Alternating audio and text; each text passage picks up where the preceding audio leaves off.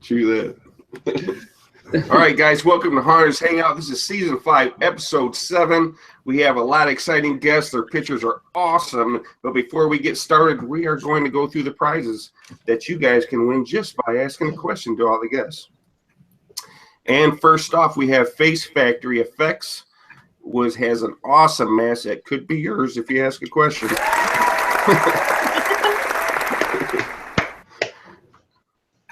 Nice clap in there, yeah. Okay, we got Fright Props. They got their blood formula. We got Wet, the permanent gloss for props mask and scenery.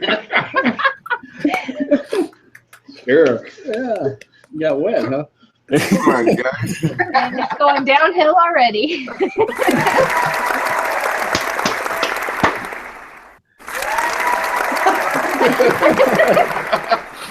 That's what it says, man. I don't know. we don't judge. We have Sam Haines, Sounds of Horror and Halloween. We have Sinful Audio, original sound effects for haunted houses and escape rooms.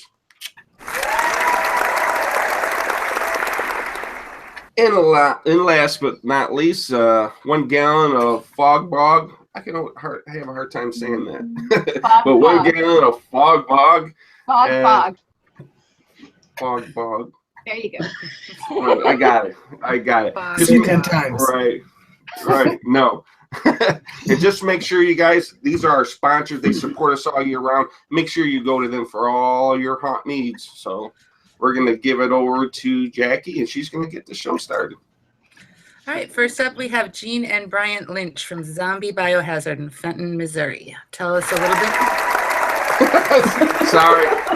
Oh, shit. Or we'll just keep going, and then we'll come back. All right, so that was the next... premature. That was. It really was. Randy Skalos from Haunt on Williams from Conneaut, Ohio. Nice to be here.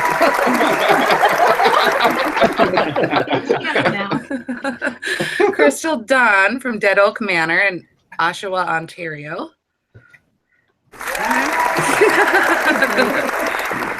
I'm going to wait till they wave. Yeah. And Mike Bloomhuff from Highbury Cemetery in Akron, Ohio.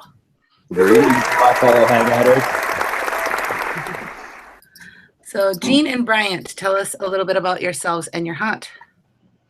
All right, we're brothers. Started to haunt, I guess it's been about 6 years now. It's a home haunt. Started out just as a graveyard, just kind of for the kids in the neighborhood. It's kind of progressed each year. Last 3 years, it's went through a walkthrough. Started out in the garage. Last 2 years, we made it a walk through a maze that's actually out in the driveway. Opened the backyard up to the smaller kids, kind of did like the little cute stuff, all the inflatables and stuff for the younger kids out there, and everything up front's a little more intense. Just kind of been progressing through there. Do a lot of zombies myself. He does the pneumatics. I do most of the zombies, and that's pretty much it. You gotta be jealous of that. You got brothers, and then you got one doing zombies and one doing pneumatics. All right, that's another group of people I hate. Just piling up. Keep the argument simple. I'll do one side, and he does the other. That way, family tends to argue a little bit about when we're doing things. That's nice. Makes it a little easier. Randy, tell us a little bit about yourself and your haunt. Okay, I'm in Conneaut, Ohio, as you mentioned. I started my haunt back in 1990, and back then you couldn't even buy a fog machine. I had to go to a professional sound and lighting company to rent a fog machine. My first Transworld show was in 95, and then back last year I got a proclamation from my city for my 25th anniversary for my haunt. We started out very simple, and then I started seeing what was really out there, and I just I became really enthralled with it, and I have a pretty intense display with a lot of really nice custom built animations and special effects, and everybody loves it. On Halloween night, our city closes down my entire street for all the trick-or-treaters and people to walk up and down the street to have a nice time out. My neighbors embrace everything that I do, so I have no fights with my neighbors, thank goodness. And Oh, that's amazing. yeah, so and this year will mark our 27th year. Wow. Wow. Wow. Nice. And That's you all haven't it been is. thrown Some out. hunters. Crystal, how about you? Tell us a little bit about yourself and your haunt. Okay. Dead Oak Manor, probably about 10 years old now, husband and wife team. My hubby can't be here tonight. We started out just, as a newlywed couple, bought a house, decided we wanted to start doing a haunt. And of course, the budget is minimal when you first get married. So we started with cutting a plywood out and making silhouettes with lighting and stuff like that. And then we were introduced to animated props, which it's like when you're watching The Matrix, you take the red pill and you can never go back to your old life. It's true. And then this whole world opened up to us in terms of being able to do all this stuff. So we've grown over the last 10 years. We just moved into our new house here in Oshawa, Ontario, Canada, and been growing ever since. Our haunt is probably best known for the amount of skeletons that we have crawling all over everything, as well as the animated props that we have going. We have about 400 trick-or-treaters last year, which was new for us. We didn't have that many in our other house. So security is going to be needed for this year coming up. It's hard to scare kids and watch your props at the same time. So yeah, big shout out to my hubby. He builds, I design. Well, they can't run too fast in all that snow, man. You catch them with boots. Mike, how about you? Okay, Highbury Cemetery. I'm here in Akron, Ohio. I'm actually just about an hour south of Randy. This past year was our 13th year. And I guess my claim to fame is that we are a one-day setup and takedown haunt. Wow. So we have everything staged, get everything set up in the morning, run trick or treat, and that night we tear everything down. My goodness. Yeah, and it's getting to the point now where, with the amount of props and the amount of people coming in, because we actually had a record last year. We had 504 trick or treaters, neighbors, people from wherever coming in to see it. So it's going to be, the make or break here of setting up earlier or keeping it as a single day. But we'll see. Why do you do that? I mean, is that because you want to, or you just don't want to have to watch your stuff? Yeah, it started off, with everything being handmade. I didn't want to have anything as a souvenir for someone else. Right. And then the more I thought about it, as a show where instead of having it up for a week or 2 weeks or whatever, people coming by and seeing what's in the yard. This, keeping it specific to Halloween, you show up on that day, see what it is, and if you're not there, then you miss it for another year. So. Well, how long does it take you to put it all up? Usually we start at about 9 or 10 in the morning, and we put the last of the lighting up just before trick or treat, which starts at about 6. Oh my goodness. Good God. Yeah, there's usually a group of 5 or 6 of us putting everything together. So how late are you up taking it down? Trick or treat goes from 6 to 8:30. So at about 8:45, after I take video and photography, maybe 9 o'clock, it takes us about 40 minutes because it's really just a mad dash and just throwing it all in the garage. So no rhyme or reason, just get it in there, shut it, lock it, and next weekend I'll go through and take a day or two to go through and reorganize everything and put it away. Gotcha. Awesome. That's crazy. Gene and Bryant, how many days are you open? Right now, we this last Halloween, it was the weekend of, so 3-4 days. We're shooting for the whole month of Halloween this next year. Nice with the neighbors. The entire month, not just the weekends? Yeah, I'm trying to be open during the week and stuff. What I like to do is I like to let the kids come by in the daytime, some of the ones that are kind of squeamish. I like to let them see the props during the daytime so they're not so scared of everything. Get them used to it, kind of, I guess, in one way desensitizing, I guess you'd say. But I let them get in on some of the prop making, some of the things I do, let them see kind of the magic behind it. It seems to do well with the neighbors that way. I really enjoy that. I've kept a pretty good neighborhood, rapport with the neighbors, so I really like to keep that up.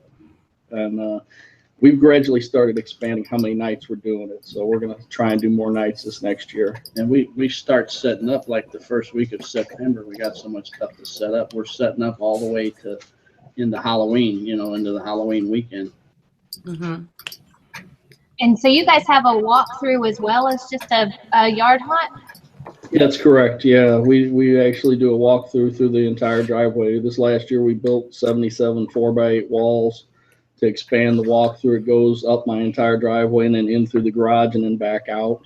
And then the backyard I leave for the smaller kids that there's just like a kind of maze they can go through. It's just more of the cuter props that aren't that scary. It's about 2,500 square feet of walkthrough. Wow. Oh, nice. Wow. So do you have multiple actors or is it just the two of you? We have multiple actors. Girlfriend does it. Actually, some of the neighbors chip in. I've got a couple of my friends that have never acted or done any of this before in their lives. They started kind of coax them and help. And beer and pizza goes a long way. Neighbors Right. dress up and come. They act. Yeah, I've got neighbor kids that have came and started to act in it and do really well. So kind of trade, certain kids will be available and they get excited to be a part of it. So. Does anybody ever help you take it down? It's kind of funny you say that. Yeah, most people disappear the end of the night of Halloween. It's true. Everybody's on Convenient, vacation. isn't it? Yeah, I love building it, putting it up and all that, but the day after Halloween, it's a ghost town. All the garage doors are shut, and it's like, Yeah, it takes us like 2 weeks to get it all back inside. You got like a full crew on Halloween night, don't you? Yep. And then they ride out of town. Right? They take midnight strikes. Then it's like this. There it is. And 2 weeks after Halloween, that's all I hear. Randy, how about you? How many days are you open and what is your setup and takedown like? Well, like what we do is the last 2 weeks of October, we're open every night. And then we start setup like the end of August. And I've been really fortunate to have the same people helping me for the last 20 years now. So that really helps because everybody knows where everything goes, what needs to be done, and we still get it done without too much rushing at the end. So it works out really well, and then takedown goes down pretty good. Although I keep getting more and more things, so it's taken. This year's probably going to take a couple days anyway to get it all done and packed away. Awesome. Crystal, how about you?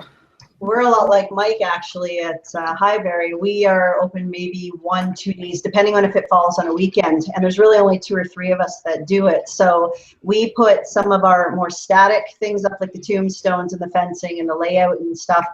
Really don't throw any of our expensive stuff out or any of our things that are dear to us that we've made out, because I don't want anyone else to take them on me. So probably takes same thing, about 40 minutes, throw it all in the garage, put it away later, the dreaded takedown. But God, I hate that part. But yeah, that's pretty much it. Awesome. I think, Jamie, are we ready for pictures or? Sure. Not? Okay. Here's the first one for Jean and Bryant, I believe. Mm-hmm. And I know you're probably confused. Like, I didn't send this. You sent the bottom one, but I cropped in the top one because I really love this picture, and I love that you can see the zombies walking around in the window. Mm-hmm. So tell us about this picture. No, basically that's a 6-foot chain link fence we put up. We erect that. The projection is just a video projector. We're projecting one of the DVDs with a silk screen up in front of the window to give the illusion of the zombies. Had a lot of people ask me the first year I used it, they thought that was actors that I had walking. I lied to them at first. I said, yeah, I pay people to walk around that room. Because they were convinced that was real people. I was like, yep, absolutely. I'm trying to see it shrunk down on me there. Oh, click on me and I'll get bigger. And that's there we really go. Controlled lighting, all the lights are on the fence and everything. They're all computer controlled. And so you hear electric fence sounds, and when you hear the electric fence sounds, they flash bright white. And then they go back to red. You'll hear the Silent Hill siren kind of going off in the background. It's playing with the video player up above. And then they come through the gate. They got to walk through a biohazard chamber that sprays fog at them when they walk through. And then a contagion gets detected, and the siren goes off, and the lights flash, and the minigun spools up and fires at them.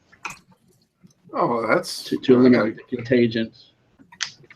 And now in this picture, that's why the little kids. That's why they don't. That's the walk through part, and that's the projection above it. We can't see it. No.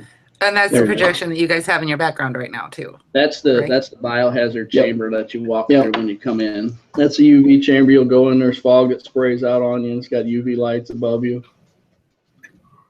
That's very cool. That's really cool. That's a pretty good idea. Who came up with that one? He did. That was mine. That was mine. And as you stand next to it, that's the TV screen's telling you about how the dead are coming to life and walking and basically news broadcast. People. Yeah, it's like a news broadcast. You'll basically walk through that, go straight forward, and that's where I give people a choice there, either to go into the maze, or the kids that can't make it into the maze. Some of them will go to the right, and we'll give them candy off to the right there. Basically, the larger candies for the kids that can make it all the way through the big maze. If they can get all the way through there, the littler candies for the ones that can't. So I give them a little incentive if they get all the way through that big maze.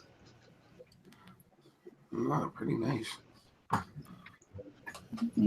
love this. That's really cool. Wow. Yes. Yeah, we built it. Yeah, my brother built all that. That's all styrofoam. Yeah, we built that a few years ago. That's all foam, and then we had an animatronic I built in there that was like a crypt keeper that came out and spread the bars open and stuck its head through it. Hold on, whoa, wait. That's that one? Yeah, that's that one. Mm-hmm. I seen somebody else do a prop kind of like that, so I made one that opened the bars and stuck its head out. Oh yeah, that is so cool. I remember seeing that. I was like, and then it has fog piped all through it. The cross at the top of it with the skull in the front. Fog comes out of the mouth of the skull and falls down. And there's the other two skulls that are on the pillars there. There's candles that go in those that are glowing at night. And you got LED lights in all three skulls, and the fog comes out of the top. Yeah, skull. then the eyes all light up and glow red.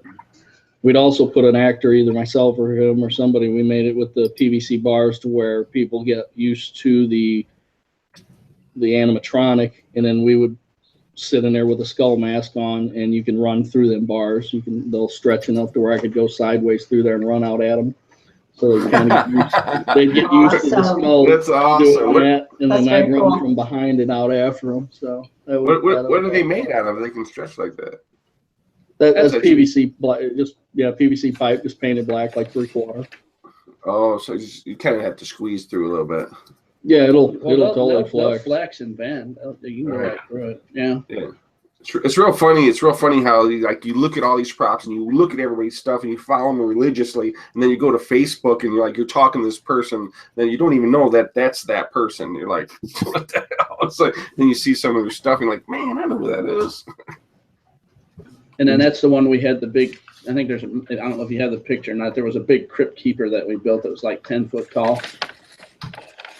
And he would stand there next to you, and he would point down at you, and then tell you could come up, and his face was fire, glowing fire in the face when he talked. We had a big tall Grim Reaper next to it. Yeah. Oh, very cool. Awesome. We're going to let Jamie switch over to Randy's pictures. In the meantime, Mike, the reason that I skipped you before is because you had already asked those questions or answered those questions. But how many actors do you have in your hunt? Usually, including myself, about 6 or 7. And usually it's family members, a couple friends, a couple neighbors. So it's just a small group. Awesome. Gene and Bryant, how about you?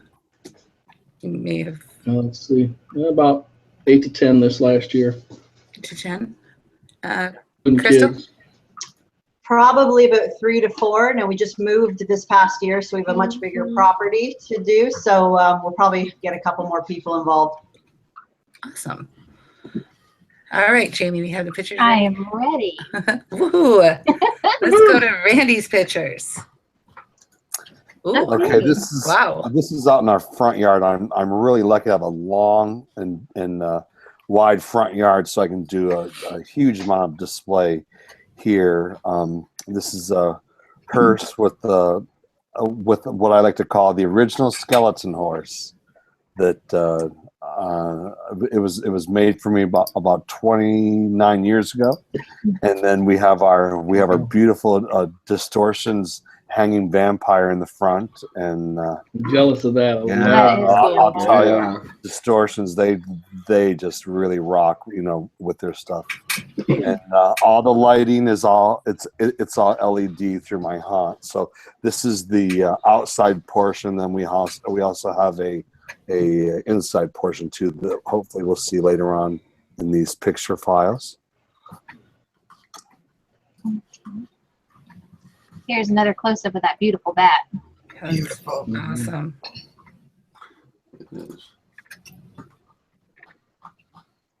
Okay, tell us about this one. Okay, the front yard is divided into 2 sections. The one section is the vampire section, which is where we're at right now. There's another hanging bat up in the upper left-hand corner you can see, and then we have one of my favorite Death Studios masks. We made a figure with him. Behind him, we have the Distortions Electric Gargoyle, and I'm like a huge Distortions collector. The woman with her hands over her face, that was a piece that they made about 20 years ago called The Innocent Angel, and she'll have wings this year that I'm working on. And then the other angel with the wings, there's a animated coffin that moves back and forth in that segment as well. Beautiful. Okay. And this is a shot right before dusk.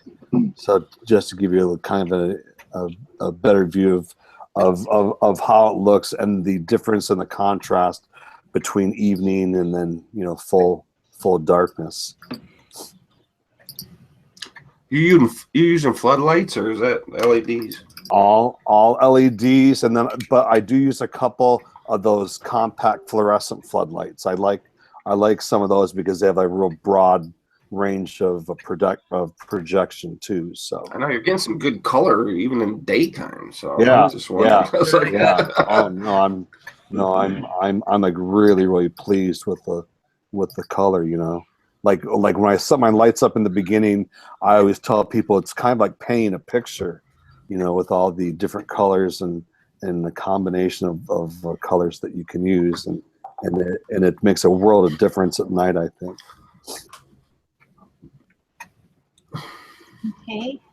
Oh, here's another good one. Yeah, this is our another distortions piece, like the Gothic Gargoyle, and this sets on top of our garage roof before you go in to see our casket vampire and our magic mirror and our scrim painting and our skeleton wedding bride and groom ceremony.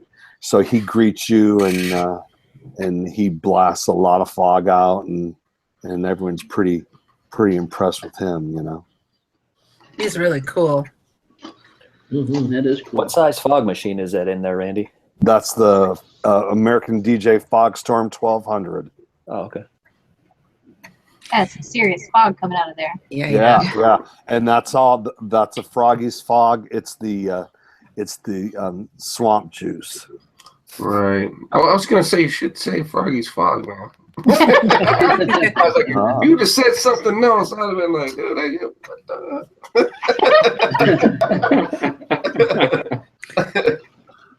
Very cool. Thank you. Those are awesome pictures. Kathy, what do we have going on for questions? Oh, I've been holding back. The pressure's on. What's going to be the first question of the night? Let's see. How about from Matt Burke? Here's a question as to how does everybody keep your ideas fresh from year to year? Steal somebody else's. That's a good question. That's a good answer. Randy, how about you? You know, I'm a road traditionalist, so I don't really change too much. Although when I see things new that I like, I really work at trying to acquire some of the new things.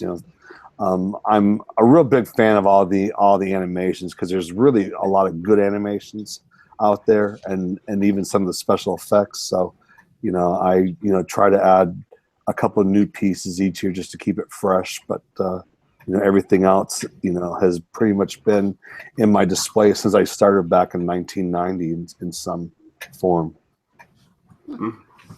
Crystal? Oh, I'm kind of the same. We tend to do more of the traditional skeleton and that kind of stuff. Spend a lot of time online Googling things and looking for new ideas and things other people are doing. And we try to put our own twist on them. So we're not reinventing the wheel, but we are doing something maybe, different and unique. I know in the haunt community, traditionally, there has sometimes been some criticism with things like the projection, the window projections, and the talking, the pumpkins and things like that. We have all that because it's popular and people like them. We get a lot of compliments on them. So, yeah, sometimes it's just a matter of not reinventing the wheel and just putting your own creative spin on things, I think. Awesome. Does the projections work through the snow? Yeah, they do. They light the way to our house, so people know. They project on the snow. Yeah. That sounds weird. It still worked. Mike, how about you? I'm like Randy and Crystal. I've been doing the cemetery theme the entire time. And every year I just kind of add something different, try to find something a little more detailed and unique, whether it's looking online, kind of sneaking a peek at everybody else's stuff, or sometimes I'll even just go watch a bunch of horror movies for inspiration, or take the camera and either go to a local cemetery and see what's there and see if I can recreate something that realistically through there, or even going down to Trans World or MHC. Can't afford it, see what the idea is, and then see if I can do it myself. Awesome. Mm-hmm. Spoken like a true homeowner. Yeah. On our budget. Yeah. Right. That's right. All right, you ready for some more pictures? Sure. I'm ready for pictures. Unless Kathy has another question. Oh, would we look more question for the panel? I have all kinds of questions for everybody and the panel. But I guess we could go with, what is your favorite all-time prop and what is your least favorite? All-time favorite and least favorite? Okay, Yeah. Gene and Bryant, let's start with you. Well, go. I'm trying to think of one. What's my favorite and least favorite of our own props? Yes. Or Yes. any prop? I guess least favorite. I don't know. I'm clowns. I was gonna say he's gonna say clowns. Clowns He does don't do not anything like for me. clowns. I don't know why people are scared of clowns, but they don't bother me. But I work in this stuff too, so I see it all. I see the all kinds of animations and all kinds of setups and the stuff that I work on. But the clowns just don't do anything for me. So I'd say that's my least favorite prop, is any kind of clown. But the other favorite ones are, I like animations. Don't get me wrong there. I do like animations, but just something that's simple that really scares people. You know, anything that I could come up with that really gets people and will make them not come in the fence. You know, I mean, some of the zombies that move. You know, actually, I would say an actor really because they do the most scaring. You know. Randy, how about you? Probably my favorite prop is my casket vampire. The first year I went to Transworld back in 1995, I saw this piece on display at Boneyard Productions, and I became friends with the guy who made all these really incredible animations. But I like the speech that he delivers to all my visitors is just a really cool voiceover speech, and his presence, he's real dramatic. You know, he was like one of the first talking characters that we know of back then, because at the time there were like hardly any talking characters. But he's a whole show in himself, where as he talks, his background speech, there's the thunder going on, and there's a big strobe in the room hooked up so that the lightning is in sync with the thunder, and he's talking to you, and it's a very dramatic, grand piece. So that's probably my favorite piece of all the things I have. How about your least favorite? I don't know. I don't think I have any least favorite really. No? No. Well, good for you. Yeah. That's awesome. It's awesome you don't have one. If you don't love it, throw it out. Yeah. Yeah. There you go. Or give it to the neighbor kid. Yeah. Crystal, how about you? Favorite prop would have to definitely be our cauldron creep that we made. I know everybody makes one, and it's kind of a, an old cliche thing. We spent a long time on it, and it was one of our first animated, with the cauldron and the head motion and getting the timing right. Put a lot of effort into it, and that's really what we kind of learned on. So I would have to say that is our favorite. Least favorite would have to be my tombstones, honestly. We made those 10 years ago when we started, and they are very, very, very beginner. So every year I see them, I make a note that I'm going to make new ones, but I just never get around to it because I'm trying to do other stuff. So I hate my tombstones. So if anybody wants to make us free ones, we're good for it. Awesome. Where's Hector Turner when I need him? But yeah, so. And Mike, how about you? My favorite is got to be my 8-foot obelisk. Not because it was, super detailed or anything. It was just the first prop that I built that took so much time to put together, and it was kind of that first prop that said, okay, I'm in this for the long haul. This is detailed. Put a lot of effort and planning into it, and it's the first thing I put out in the display every year. It's just kind of ceremonial. It's like that was the first thing that I said, okay, I'm in big time for this. So, and I've since gone on and built bigger things, but that was the one that kind of started it all. And then the least favorite is got to be my shiatsu ground popper, because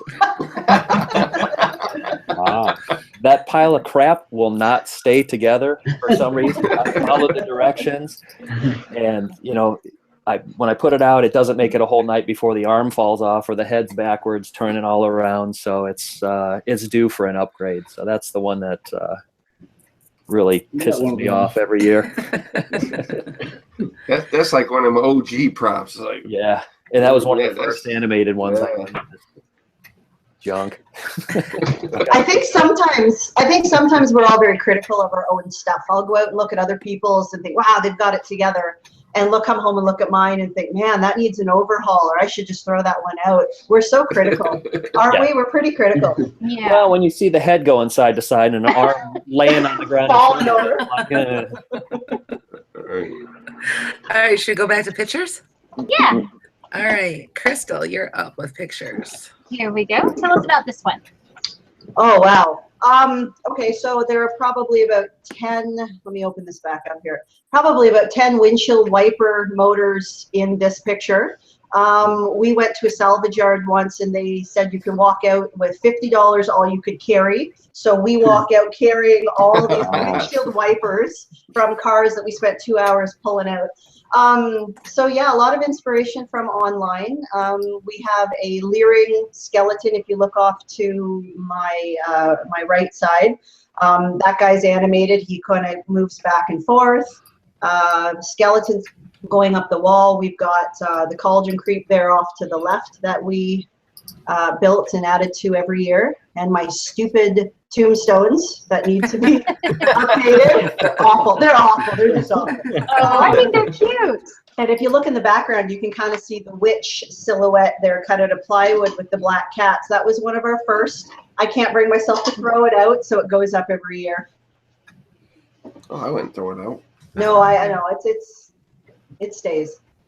So do you carve all of these pumpkins, or are they funkins that stay year after year? A lot of them are the funkins. Some of them are carved. The one in the foreground there was just one I did for my daughter. We did a little mummy thing, but yeah, half and half. Crystal, Anthony Lordanon would like to know who's more into haunting, you or your husband?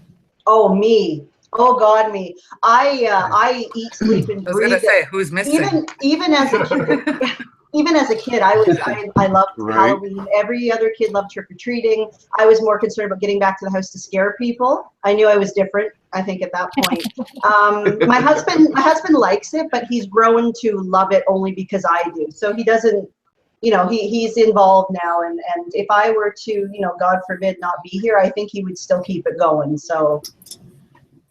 Yeah, he's at the point where it's like, I have no choice now but to like. Well, all of our money is invested in this. He doesn't have a choice.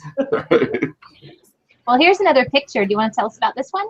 Yeah, so like I said, it's kind of a different angle from the one we just looked. That's the cauldron creep, a little blurry because he was moving and stuff in it. And we put some lights underneath of spray foam to add the fire effect, and threw some bones and stuff on top. And I got a planter bucket and we painted it black, added some more spray foam, threw in a windshield wiper motor to have the head and hand spin inside.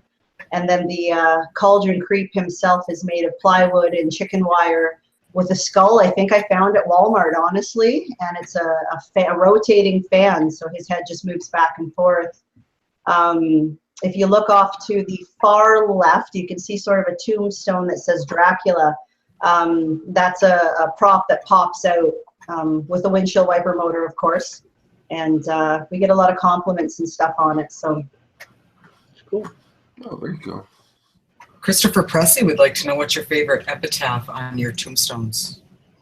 oh, I like the Dracula, the one you can see right now. Oh yes, nice. I liked like it. I like the idea of crossing the years off, because is he dead? Is he not? We don't know. Is he coming back? Oh, I love that. Again, it's a little elementary. I would love to add more detail and actually update these and give them a foundation, because like I said, right now it's literally just styrofoam painted and dremeled out. But yeah, Dracula would have to be my favorite. Awesome. Are those all LED lights are you using? Oh yeah, we spent the money this year and upgraded from the floodlights to the LED. Like Randy said, sometimes the floodlights are great for a broad area, but if you really want a rich context, lighting is definitely with the LED is the way to go. I tell people who try to get into haunting, especially if they're just starting out or they have a small space or even a large space they need to fill, if you invest in the lighting, it really takes care of a lot of your space for you. So you don't even have to have a whole lot, but your house looks really cool. So Sure. yeah, lighting I think is probably the #1 thing we focus on. That's good. Looks great. Really nice. Yep. I love all your skeletons everywhere. Those are so cute. Oh, but yeah, try hanging them on the house though and have them not blow down for a month. Oh my God. It's crazy. And actually you can see in this picture here, there's a bit of an orange hue coming on the tombstone. There is a street light on our corner that we did not take into account, and they just upgraded to LED white lights this year, and I swear to God it's like sunlight at midnight. So we may have to invest in a drone to float a little bag up to it, you know, for the night of Halloween or something to get rid of. If anyone figures out how to legally get rid of street light, let me know. I've got a fix for that. We've taken care of that issue. I made a lampshade for ours. We a long pole and a lampshade. Drop it right over the top of it. Oh, we might be doing that this year. This picture with the biohazard symbol. Oh, yeah. So it illuminates that for us. So that they know. This picture here is just kind of a quick shot of the skeletons. There's more around the rest of the house, but we have them kind of crawling up and being mischievous everywhere. Again, I love blood and gore and stuff, but we try to keep this more for the young neighborhood haunt. So just spooky, maybe not scary. I love all the colors. Yeah, the lights are great. Yes. And you know what? The LEDs are expensive. Anybody who bought them, they're way more expensive than floodlights. But you know what? They're worth it if you can just spend the money and get it. I think it makes a huge difference. Now is that with the street? Is that with the street light on too? That is with the street light. That is with the street light. Wow. Wow. Nice. Awesome. Kathy, do you have any more questions while we transition over to Mike's pictures? Question for the panel from Roland Pickens. What inspired you to become a haunter? A movie as a kid? A certain house you trick-or-treated at? What was it? Gene and Bryant, let's start with you. I'd say at a young age, I used to go trick-or-treating at my aunt's house, and there was a guy there that just would have really loud speakers and kind of do like in a lower scale than what we do, but he'd scare the hell out of everybody if you tried to get near the door. As soon as you get up near the door, he'd be screaming at you like, "Get off my porch!" And kids would scatter, and I guess that was kind of the start of it. And I really, horror movies and everything at a young age, I guess, desensitized, love all the horror movies from a very young age. So that and getting divorced. When I got divorced 6 years ago, that really opened up the avenue for what I'm doing. Hey, we can do something with this. Oh yeah, as soon as we started doing this for the first year, she wanted he and I to kind of hang out more and have a hobby, and we started going to Trans World and spent a couple of grand the first year, and she started getting holy water out on me, and then she skated after that. So I was like, well, hey, we got the house. I kept the house, and we can have a haunt now. It's awesome, man. It's like a Cinderella story. Yeah, it worked out well for me. Now my house is Halloween 365. Plus, he had an older brother that scared him all the time. So yeah, that's true. Randy, how about you? I started at a young age. My sister and I, our mother would take us to the local variety dime store because I grew up in the 60s, and that's where all those like really cool decorations. Randy, how old are you? I know. 56, yeah. And so our mother would take us to the dime store every week in October, and she'd buy us decorations. And so we had this big front porch in our house that we would decorate for Halloween. And then as we got older, when we were in junior high school, we would like black out the windows and we put black lights inside the porch, and we had the real classic early 70s Halloween sound effect records. And so we put those on. I love that. I used to listen to them like during the summer. I would listen to that album. Yeah, absolutely. So so it all started from that point, growing up as like a young kid, Awesome. and like having a really great mother who really took the time to, like celebrate holidays with her children, So yeah, absolutely. Crystal, how about you? What was the question again? I was so interested in What was your inspiration to start? Oh, that's right. Probably like the rest of the haunters. We just have a different bone in our body, I guess. I don't know. We just, I think I fell in love with the creativity.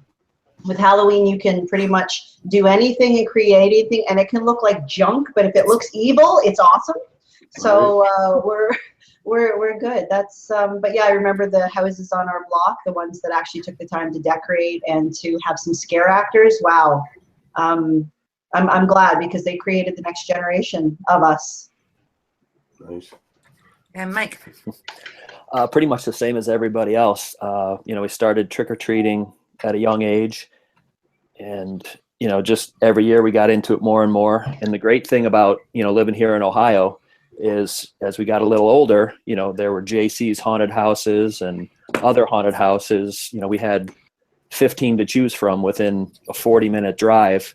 So we started getting into the haunted houses as I got a little older.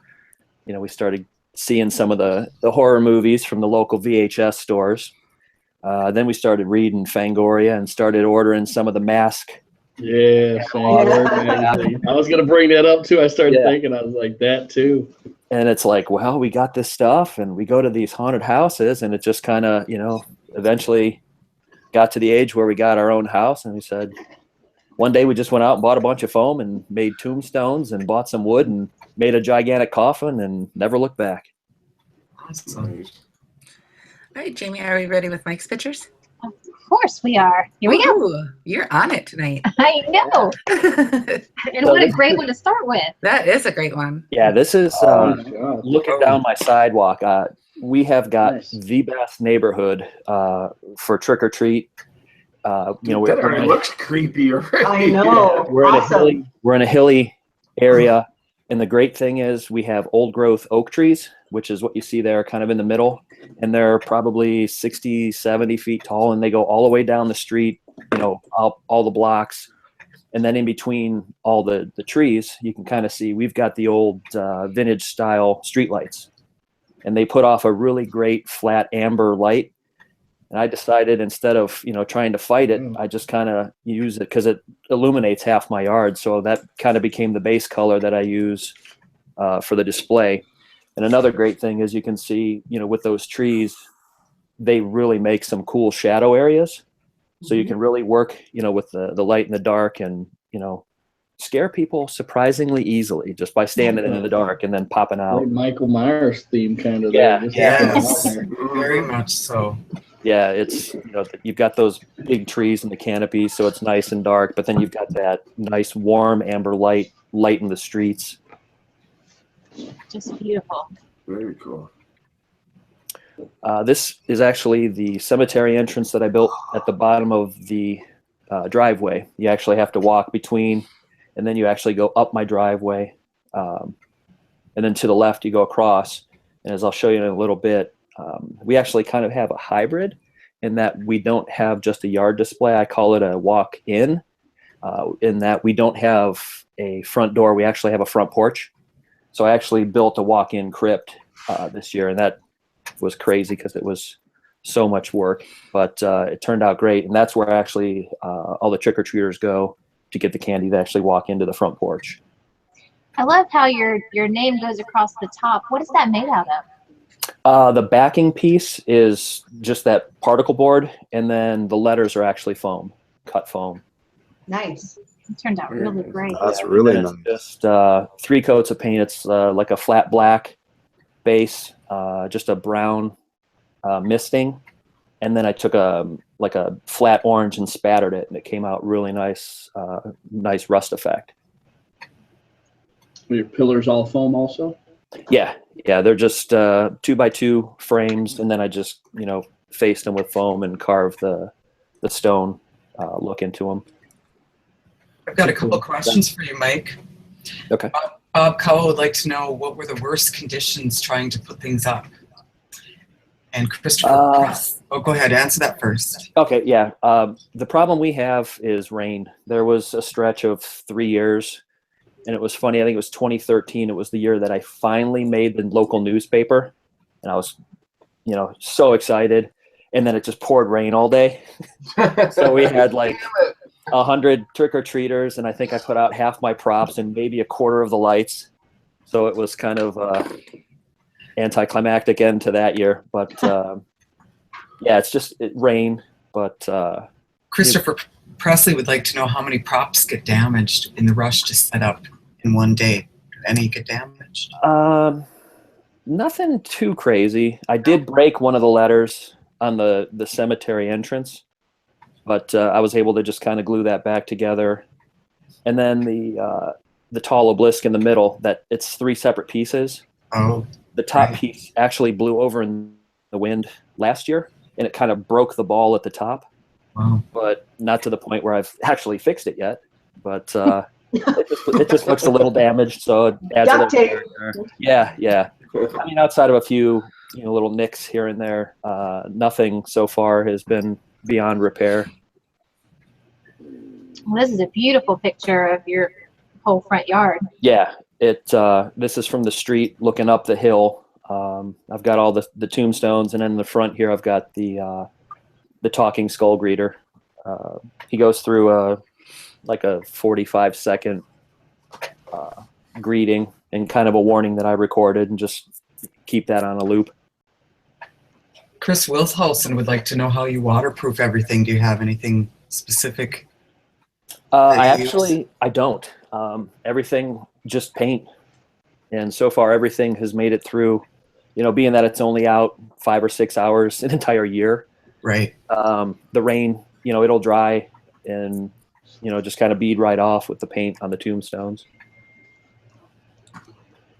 Here's another great picture of your tombstones. Now, did you make all of these, or do you make some by some? Nope, they're all handmade. And they are actually a mix. Some of the ones in the front were some of my original stones that were made of that white, I get like that popcorny foam. So they're the epitaphs are actually stenciled on a couple of those, but some of the ones in the back are the older ones that I've gone to the Lowe's and Home Depot, pink and blue foam, and I've actually started Dremel etching all the epitaphs. Is that Dr. Fibes on that one right there? Yeah. Awesome. There's a couple wink and a nod to some of the classics, like the Blasco here in the front is actually the one behind me. That's actually Bela Lugosi. And then the one in the back right, the Pratt tombstone is actually Boris Karloff. Mm-hmm. The Franklin Hardesty in the bottom left is from the Texas Chainsaw Massacre. And actually the von Bloomhuff in the middle is kind of a tongue-in-cheek tombstone for my wife and I. Mike, I feel you and I need to maybe talk, because I don't really like mine that much. Maybe you could hook me up. She's gonna be swiping yours. Yeah, I was gonna say, I've got plenty of tutorials you can check out on the blog. Cool. These are great pictures. So I think that is the last one for your photos there. Well, How for long? now. For now, right. Yeah, for now. we'll go back. No, we'll for come some back. Yeah. How long does it take people to go through your haunts? You can start with Gina Bryant. I was gonna say last time I timed it about 7 minutes. Okay, and Randy? Well, we've got a lot to look at. There's a lot of detail, so it really varies. We have a lot of people that come back nightly just to check everything out, and they'll say how they missed something the first go around. But probably I would say a good 20-30 minutes at least to see everything and to really take it in. Awesome. And Crystal? Not as long as 20 or 30 minutes. We're on a corner. We're in a corner, so we get a lot of flow from all directions. How long the kids can take to run to get candy, I guess, is how long it takes. But most people hang out for a bit, and I'm always surprised. We put so much effort into our animated props. People stick around for the pumpkin jamboree projection and the window display, and they gawk at it and watch it loop over and over. And so, yeah, some people can stay for up to 5 minutes. And Mike, how about you? Not long enough. A lot of the times they just come up the driveway and across into the front porch, get their candy, and they're gone. But a lot of the parents usually do the same. They'll stick around at the bottom and just kind of take everything in. And, we'll get groups of people coming up the side of the driveway and just kind of looking at everything, taking pictures. So it doesn't take long, but a lot of people do tend to hang out for a while and just kind of take a look at everything and take pictures. All right, I got a question for everybody, and that would be: let's say that you had to rebuild a whole haunt, but it couldn't be the same thing that you had. What would it be? Good question. Gene and Bryant, let's start with you. Well, I'm trying to think of that. What would it be? You know what I'm saying? Let's say you got to start off from scratch, but you can't do the same thing that you did. What would it be? Because there's always like something second you always wanted to do. Probably something to do more like ghosts and kind of exorcists, things like that. Everything's been zombie themed with what I'm doing right now. I'm really big into that. So I would say more, supernatural kind of would be the direction I would probably go. I kind of like the old school haunts, where they really scared people. You were afraid to go in there, more so than showing off all the detail and all that stuff like happens now. But because haunted houses a long time ago used to be dark when you'd go in them with all the, I don't know if it's the safety issues or whatever it is now, but now they're not so dark anymore. Right. Around here anyway. Randy, how about you? I don't know, to do it something different, because I'm like old school, so I don't really know what else I would do at that point. So I don't know. I think I would just stick to my guns and do what I'm doing now. You're not getting off that easy, man. No, but okay. All right, I did think about like a backup answer, and maybe I would do some kind of like Biohazard theme. Something to that nature, maybe. You just didn't make that up because of Brian Gene. He's like I have nothing. I'm going with that. That girl behind him looks like she could have come out of a biohazard, so that worked. Are we accepting that answer? Yeah, we'll let him. And that is my final. Ring the bell. Oxy Avenger or something. Crystal, how about you? I would probably do a hillbilly theme, because those guys are creepy. Guys. Hey, we're not that bad. Dude, that's the first thing came to our minds. Like, I don't know, man. I read a statistic somewhere that the top 3 scare things had to do with clowns, hillbillies, and I think ghosts, like the exorcism stuff. I would definitely do hillbillies. right. I mean, Jamie can help you. She built a house. She built a houseboat in a swamp. So that's your no right there. She's like, come and visit. No. I thought she started talking about banjos and Yeah. Cousins. Where's Mom? Yeah. Where's Mom at? Like, Your tree branches, something's wrong with you. That's all I've got to say. Your family tree's got to just straight up and down. that's like the maiden call is the banjo. All these heads pop out of the bushes. What? Mike, how about 2 hours, you? 1, 2. It's probably only a half step away from what I'm doing now, but I would do New Orleans voodoo.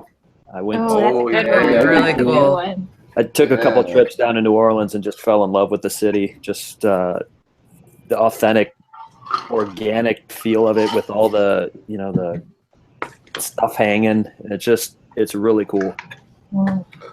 Very cool. And creepy. Kathy, do we have any more questions?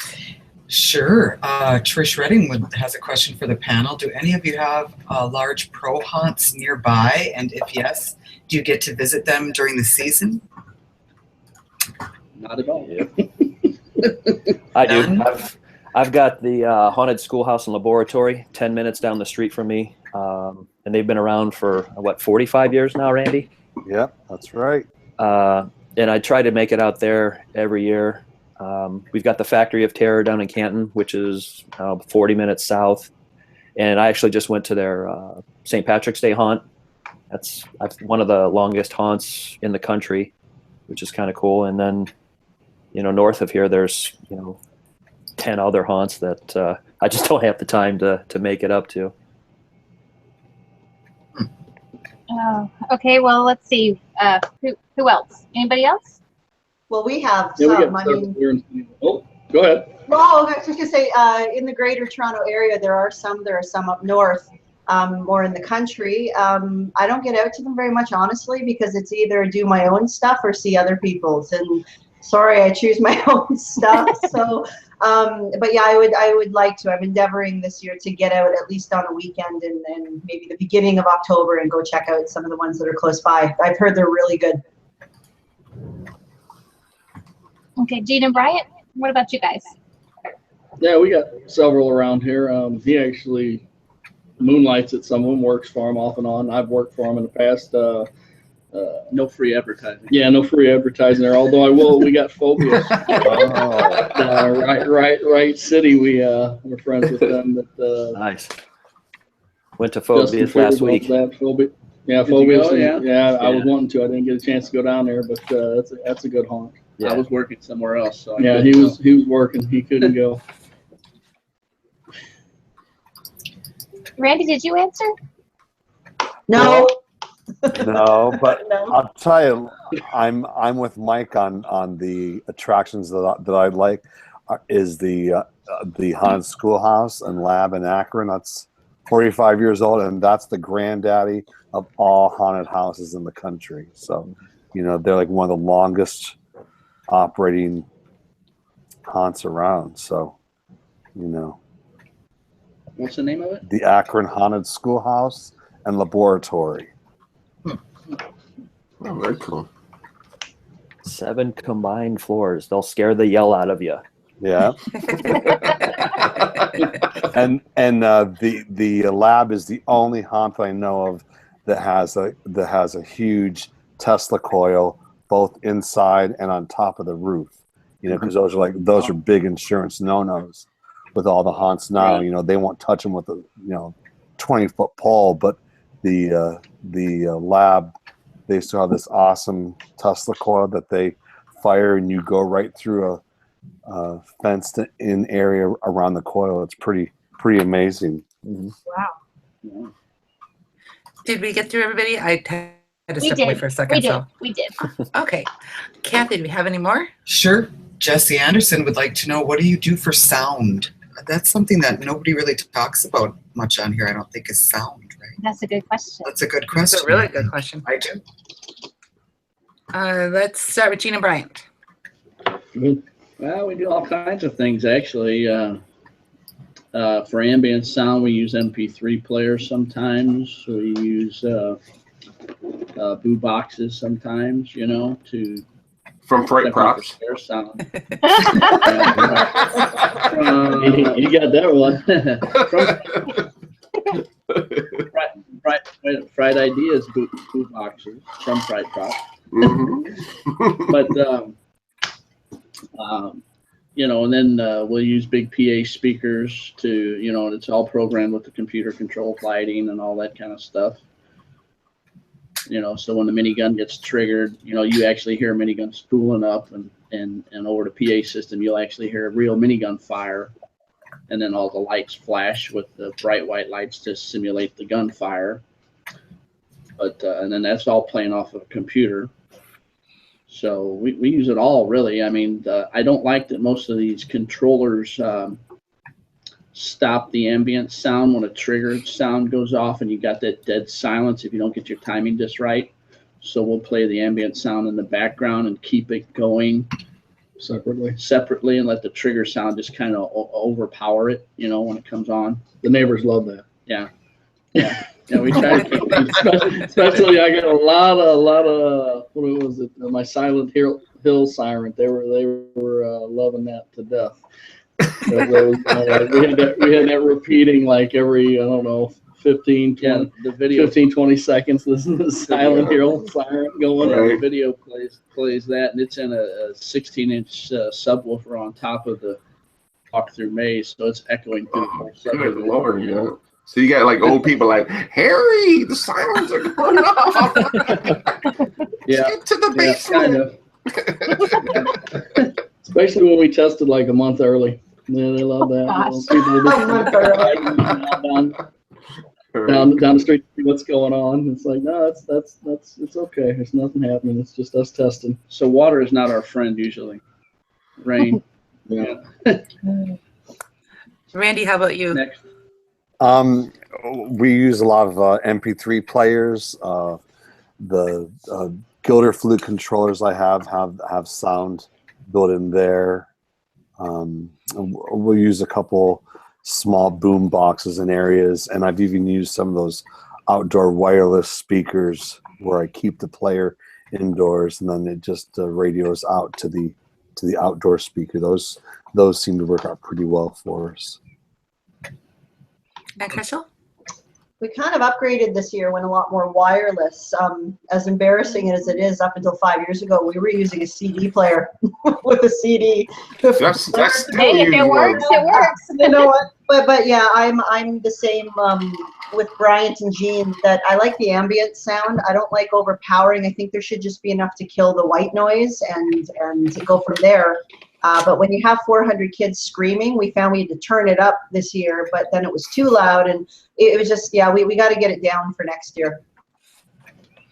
And Mike? For my main audio source, I actually use an iPod running through an old bass guitar amp. It gives me the sound that I need, and I actually use dark ambient. I find that it's got a really nice, creepy, atmospheric tone to it, but it keeps it kind of unrecognizable too, so it stays in the back and just kind of supports the creepy props and lighting and whatnot. But then I also use like just some battery operated speakers with iPods in little corners that need their own kind of specific sounds. But the bass amp is what I crank up, and that whole audio floods the whole yard for me. Cool. Kathy, do we have any other questions? Oh, sure. Liz Trapp would like to know, what is the one tool you can't live without? One tool? The one tool, yeah. Yeah, that just popped right in my head, and I was like, not even thinking about that. Not right there. Jean and Bryant. One tool we can't live without. Extension cables and wire ties. Extension cords and wire ties. Yeah. Yeah, the wire ties for sure. Yeah. An air compressor. Air compressor. Got to have that. That's way more than one, guys. Oh, well, okay. It's a tie. Just put them all in one loop with the wire tie. Randy, how about you? I would have to go with Gene and Bryant, definitely extension cords. It seems like you can never have enough of those. True. Very true. Crystal? I'm not going to get any more creative. Extension cords. You just need them, and more outlets and power and that kind of stuff. So more power. Yeah, the more power. And Mike? I'm gonna say a bottle opener.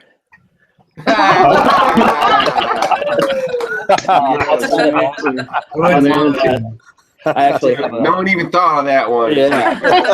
Before you even start, it's like that's a tool that gets me through the season. What am I doing now? First one's cracked. Yeah. Second is actually I have a small handheld jigsaw, and I find that I use that for cutting all my tombstones, and I use that to cut all the detail in the letters in that cemetery arch. Is that before the bottle opener or after? Right. Depends on the day. He keeps rubbing in them tombstones on you, don't he? Yeah. Before and after. Those pretty tombstones. All right, Kathy, keep them coming if you have them. All right. Linda would like to know, Linda Marshall, how much work do you need to do after the season to repair your yard so that it doesn't, Switch it up and go backwards. Let's start with Mike this time. Not much. We pull everything, all of our tombstones and our fencing are just dowel rods we drive into the ground. So we pull everything, pull the dowel rods, and just kind of leave there's little holes, but that doesn't affect anything. It's not out there long enough, right? Yeah, right. Up and down. Blink and you miss it. Right. Crystal, how about you? I feel like Mike and I should actually have the exact same haunt, because my answers are all going to be the exact same. Darn. Actually, isn't that my prop in the background there, Mike? I don't know. I don't know, Anyways, for the right price. no, really, no yard cleanup. As a matter of fact, we take some of the area neighbor leaves and put them on our yard to kind of add to the atmosphere. And so the cleanup, the rake up of that kind of sucks. But same thing, we use dowel rods going through the ground, so really nothing. Randy? There isn't really too much cleanup except for just tons and tons of leaves that need to get mowed. But that's really about it.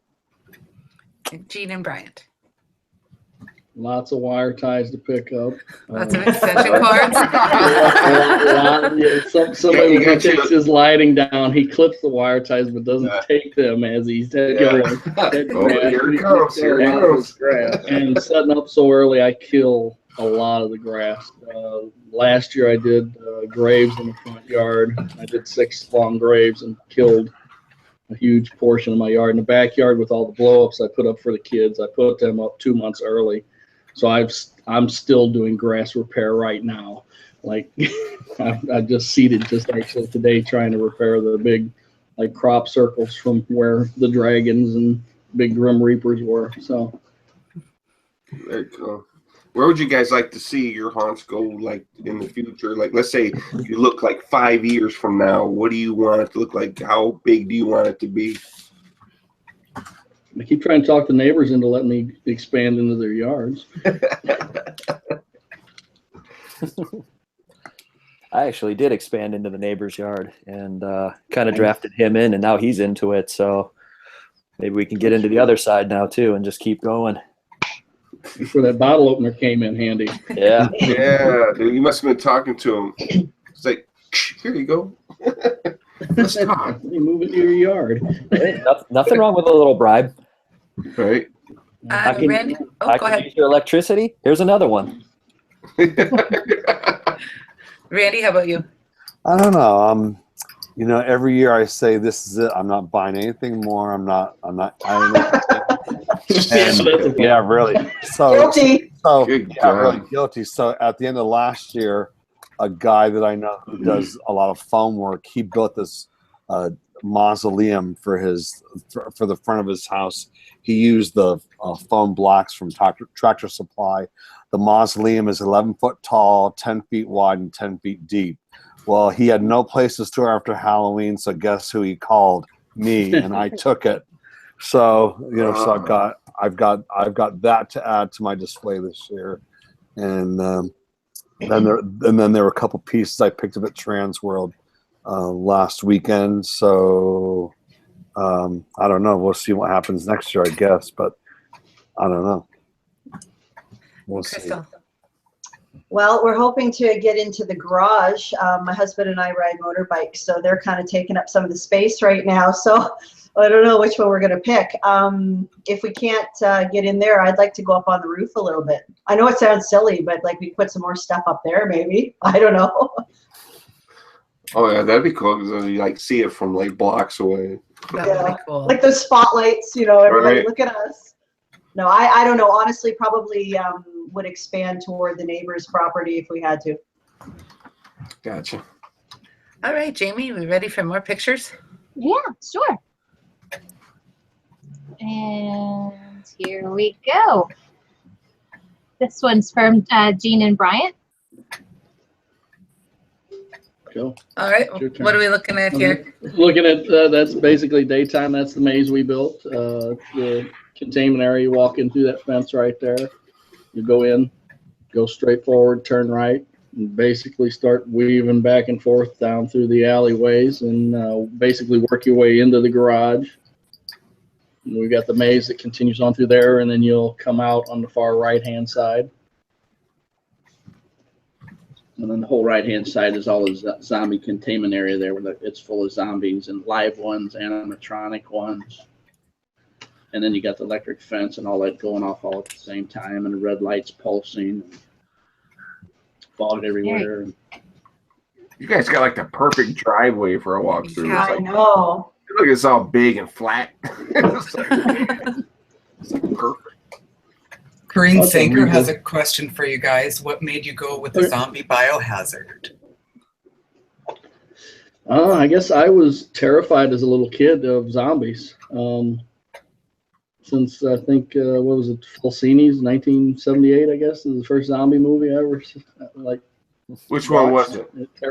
Dawn of the Dead? Night of the Living No, Dead. Night of the Living Dead. Fellini's movie, the original zombie, like, I'm trying. It's just I've always known it as just the title Zombie. Zombie. Yeah, it's Zombie. That is Italian movie, I believe. Lucio Fulci. Yeah, thank you. I'm saying it wrong. Fulci. Yeah, that terrified me as a little boy, and growing up, I was always terrified of zombies, and basically overcame my fear by filling my house full of them. They're everywhere, you know. And I think he's Walking Dead's biggest fan. Yeah, I'm big Walking Dead fan. So. Yeah, I think mine was like the Dawn of the Dead was like the movie that creeped me out the most, man. It was like the first real zombie movie that was seemed so real. It was the freakiest one to me. The original. Oh yeah, with Dr. Tongue. So tell us a little bit about this picture here. That's the big Grim Reaper when we were building it, and when we first started our first attempt at dyeing burlap. Yeah, it's a 2x4 frame, burlap covering it that we dyed black. We'll never do that again. Yeah, that was a lot of fun. Big trash can, like you got to boil it. And, you know, the directions are like boil it. So we got a big trash can out there. We're boiling it out in the backyard and stirring that around like a witch's cauldron. And, with a fire underneath the trash can, you know. Your neighbors think you're cooking meth. Yeah, pretty much. Yeah. My shop's almost in Meth Central here in St. Louis. Louis. You know, out here in St. Louis, that's like everywhere. But it's got an LED light up there. It's one of the I can't think of the light that we the Christmas lights that the Starburst you light. said the C word. Yeah.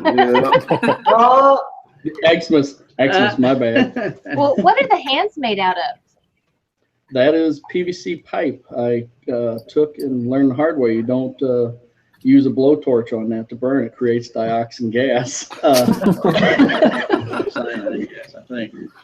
I was using a torch to bend those and mold those, and then taking a belt sander and actually sanding the grooves in them to give them kind of a bone look and give them a burnt look. And then I don't know if I shared any pictures of close up. They turned out pretty cool looking actually for just being PVC. Yeah, the kids like that a lot. We had that. That was kind of our entrance our first year, kind of doing like the spiel of, you know, enter if you dare, and basically giving kind of the rules. You know, don't touch any of the actors and things like that. The picture don't do the face any justice actually. Those lights, I got a piece of white aluminum in there. And I just shine that light up at it from the bottom, and it really looks like fire at night. It's fire and ice light. It's a fire and ice light. It's actually pretty cool looking. Oh, I think this picture looks awesome. Thank you. All right, tell us about this one. Well, these two. The one on the left, that's my lampshade that I made for the street light. That's a street light cover that we dropped down over that. That's genius. That is awesome. How do you get it up there? Well, it's got a braided cable that I bolted to it, and then we take a fiberglass pole like you would use to extend and paint with, and I put a paint roller on the end of it and hold that wire in the middle and stand in the back of a pickup truck and drop it down over the cone that's on the top of the light, and that's why there's that round hole in the middle. It kind of centers itself when it drops down.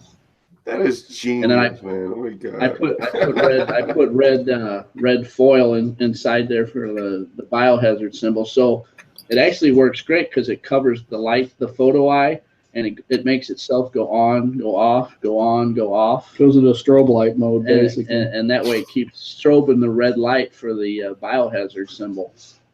that is so cool. Nice. That is cool. How much does it weigh? It weighs about maybe 3 to 5. Yeah, 3 to 5 pounds. Actually, it's four painting canvases that are already framed that I bought from Michael's. They had a sale on them for like $3 a piece. And I bought them and I screwed them together with angle brackets, and then I made that aluminum cap and painted it black. After it was done, that's all black on top. And it worked out pretty good. That's really cool. That is cool. I might steal that idea. I'm just saying. That is a great idea. I think a lot of people are going to steal that I idea. think so too. Well, do you want to tell us about the other picture before I move on? Okay, the other one's just one of our barrels. We took a black barrel, spray foam, put that in there with some UV green spray paint on top of that with, God, I can't even remember where I got that zombie from. That's some prop I've had for ages that was getting weathered, and I'm like, okay, what do we do with that? And stuck it in there and spray foamed it in. I'll actually drive around with that and a couple other ones in the back of my dually. And year round, I'll have them driving. I get a lot of looks because I'm going to turn my dually into a zombie vehicle eventually. I'm going to mount zombies on and everything, but I'll drive around with those in the back bed of the truck all year long. So but, no, it turns out nice with the UV paint on there. It really lights it up. Looks great. Thank you. Now this is awesome. Corpse in a zombie or a skeleton. It's just a cheap Walmart or Target skeleton with plastic wrap on there. And you heat it down, melt it down, and then some wood stain. Man, what's the wood stain? I love that color.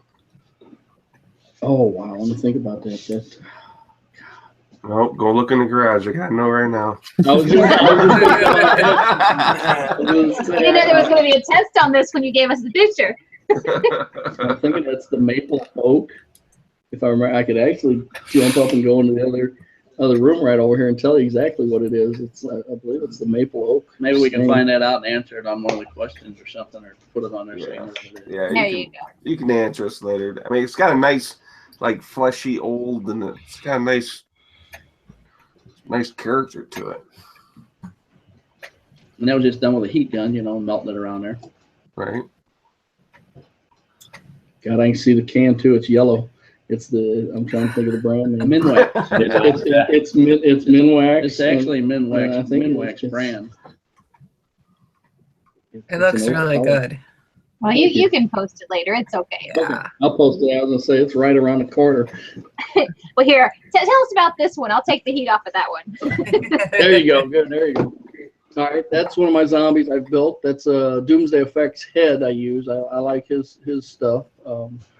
I've used several of his busts for my zombies. Basically a PVC frame I built. I'll do each zombie. I'll start with one. I don't do them like in mass. I'll do one, and they're kind of characters to me. I'll get a vision of one of them, how he looks, clothing wise, what he is, what kind of worker, or what is he. This one here actually, he's got my father's pants on, actually, from my dad's garage pants that he was always building race cars. He had some of them laying around. I'm like, yep, I'm using that, an old shirt. And I took one of the skeletons apart and used it around the PVC. I used a heat gun to bend the PVC. I stopped using the blowtorch. Started using the heat gun to safely bend the PVC pipe. Oh, you'd be all right. Then I actually started taking the skeleton apart and using it to wrap around the PVC pipe to give it a more realistic look. I actually go further with this one and start adding spray foam to give it like the meat around the ribs and the base of the spine, and then went back with permablood over that. And that's one of my favorite. That's actually, you asked about favorite props. That's one of my newer ones I built here in the last year. That's one of my favorite ones there. I've got that and the Biohazard one I did like in a chemical suit that I just did last year. Is that the one over your shoulder or not? Yes, that is. Yeah. And that one's sitting here right behind him. I don't know if you can see it or not. Yeah, that's this guy here. A little bit. Yeah, they were badass. They were awesome. Yeah, Eric does some nice work with their heads. Now you just got to get them moving now. That would be really cool. That's gonna happen. That's in the plans. I did have one. I had an actor had one outside one of the actors' areas tied with a string, to where when they were walking towards that, he would let go of the string and it would fall at them, and then they'd pull it back. So kind of a cheap scare, but it worked really well actually. All right, Kathy, do we have any questions? Yes, we do. We have many questions. Dave Dinehard would like to know, what is the best scare you've had in your yard haunt, the most memorable scare? Jean and Bryant. You already told that one. The lady peeing. Well, that was before we went live. I was gonna say, I was dressed as a zombie last year and had a woman and her kids running from me. And they ran out and actually left her, and she was so scared she urinated about halfway down the driveway. she didn't quite make it out of the fence. But that was a pretty good one. That's code yellow. That's what we call That's it. code yellow. God, it's better than code brown. Yeah, absolutely. Randy? I don't know if it's probably like the best scare, but I thought it was pretty comical. In one of the scenes, we have a Ouija board, and the planchette moves by itself across the board, and a 10-year-old girl came in the scene, and she looked at the Ouija board, and she says, "Hello, Grandpa, are you there?" Yeah, so I thought it was pretty funny. You know. Did it move to no? Yeah. Yeah. So that's probably my best, I think. Crystal, how about you? Let's say one of the more memorable ones. And I mean, I think as haunters, something that really ticks us off are the smart Alecs that come in and try to pretend that nothing's scary. And it's like, well, why are you here then? We had about a 10, 11-year-old boy with a group of friends come up, and we could hear him from down the block. This isn't scary. They had this last year. I know where everything is. Well, little did he know that my husband had actually taken up a hiding space in the back of the truck bed. So just as he was walking by talking about how not scary everything was, he jumped out with his chainsaw. That kid, I have never seen a kid run so fast. He ran through the haunt, broke about 2 props on the way, screaming and crying, and his friends were just kind of looking around going, what just happened? It was embarrassing. I felt bad for him because honestly, I think he probably just ruined his reputation, but inside I'm going, yes. Oh, no. I love it when you can get the smart Alex. That's the best one. You do. I later heard actually from his mother that did it for him. He was really kind of freaked out by that. So it doesn't matter. We did our job. There you Right. go. That's Right. the spirit. That's why we do it. That's right. Exactly. Mike, how about you?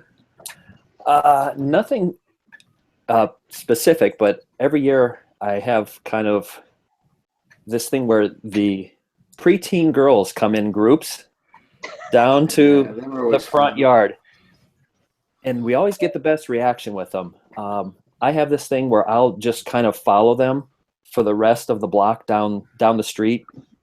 They'll go to the next house, and I'll just wait at the end of the driveway. They'll Sure you come wanna back say down. that? Yeah. Well, yeah. Stranger danger.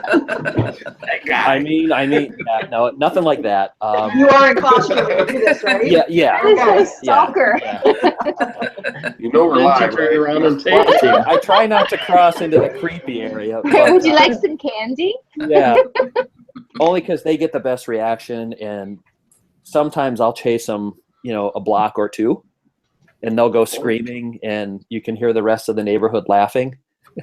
So that's kind of become our kind of go-to every year. You just find those couple that are already scared and just go right after them in the group of people. So Yeah, that's pretty cool. Jamie, you ready with the next set of pictures? I am. Here we go. All right, Randy, can you tell us about this one? Oh, this is our creature in the crate. This is in our casket vampire's room. So after he delivers his speech, then the creature pops up out of the crate. And as you can tell on the top, we have some candles on top of the crate to make it look like it's just a regular crate with nothing inside. That's pretty cool. That's really cool. And then he's got like an evil laugh when he opens up too. How is it animated, Randy? Air. Yeah. Pneumatic. Okay. Yep. Yes. Okay, here's another one. And here's our casket vampire. It's hard to tell in this photo, but he has a stake in his chest, and as he starts to talk, he moves the stake up and down in his chest like he's trying to pull the stake out. So, Wow. yeah. Awesome. Oh, that's pretty cool. And he's all air driven, and he runs off of a controller. And as I said earlier, during his program, there's a big strobe light in this room that fires against the thunder soundtrack you hear behind his voice. So it looks pretty nice in there. How many rooms do you have? This is just a garage area actually, and so all it is it's just a enclosed patio for the vampire scene, for the casket vampire scene, and then you walk into the regular garage in the next scene, and then that's where our magic mirror and our bride and groom and our drop portrait and our scrim painting are all housed in that second room. You've got a lot going on in there, because I remember looking at your video, and it's just amazing the stuff that you have. Yeah. You could fill an entire haunt with all of this stuff. Yeah. So, and then right before you go into the garage area, this is our witch scene, and there's actually 3 witches. And when I was feverishly sending out photos Monday morning, I could not find a picture of all 3 witches. So this is as close as we're gonna get. Yeah, during those 30 emails I sent out. You could have sent her 34. She'd been all right. She's like, you already hit that 33 mark. 34 is okay. Yep. Well, I love this witch, but I really love that guy in the background there. Your pumpkin guy. Oh yeah. That's fair. What's that movie? Pumpkinhead. What is it? Pumpkinhead. Yeah, that's what it looks like. Yeah, kind of he does. I got him at a discount store about 10 years ago, and I've always it's one of those things that I should get rid of because he's kind of aged, but he still looks pretty good. So, I love him. He's awesome. Yeah. What's the one down on the ground there underneath the pumpkin head guy? Oh, those are 2 little ghouls. About 20 back in 1997. I'm always on the lookout for really cool stuff, and so I was at this guy's display over in Erie, Pennsylvania. And he had these little goblin characters, and I said, "Wow, those are really cool." And so he was not doing his haunt anymore, and so he sold them to me for $10 a piece. Wow! Yeah, and they're pretty cool. He was also a taxidermist, so you can't see this in the picture, but he used wolf eyes for the eyes in their head. That's cool. Randy, Matthew Miller would like to know, do you use floodlights or spotlights? How many do you use to get the multicolor effect? I used to use floodlights, and then in the last 2 years, I've converted everything over into the LED lights. And then I also use a couple of the compact fluorescent floodlights that, give a little bit broader width on the shine the light. So it's a combination of both, but my electric bill really loves the fact that I've given up incandescent floodlights. Right. All right, what about this picture? That's a prop that I put on our hearse. So I have a coffin in the hearse, and so I was never really for sure what to put in there, so I just stuck this in there, and it's pretty much been the mainstay for that for over 10 years now. And that's got a flashing light on it, right? Right. Yeah. There's a strobe, so it gives a nice little effect for that whole area that's got a solid lighting on it. That is very cool. I think we have one more. I like this one. Oh yeah, there's Radu from the movie Subspecies. A friend of mine sculpted that and then gave me a copy of that for my birthday a couple years ago. And then up in the left-hand corner, we have one of our hanging bats, and then we have the crawling vampire on the roof, and the pumpkins in the windows. You know, a lot of people always forget that, like, you know, pumpkins are like the, you know, building block of Halloween, I think. And so we always have you know, the pumpkins in the window, and those are fake pumpkins I got from the store years ago, but you know, they look pretty nice in the window still. So yeah. Great pictures. The pumpkins are awesome. I love pumpkins. Yeah. Yeah. Can never And you're right. pumpkins. So many people do forget about them. Oh, they do. And that's a perfect spot for them. Oh yeah. And I have a neighbor. He's a farm on a farm south of me, and then every year I get 40 pumpkins from him, and then we line our whole driveway with pumpkins and light them up, and you know, they just look spectacular. You know. Yeah.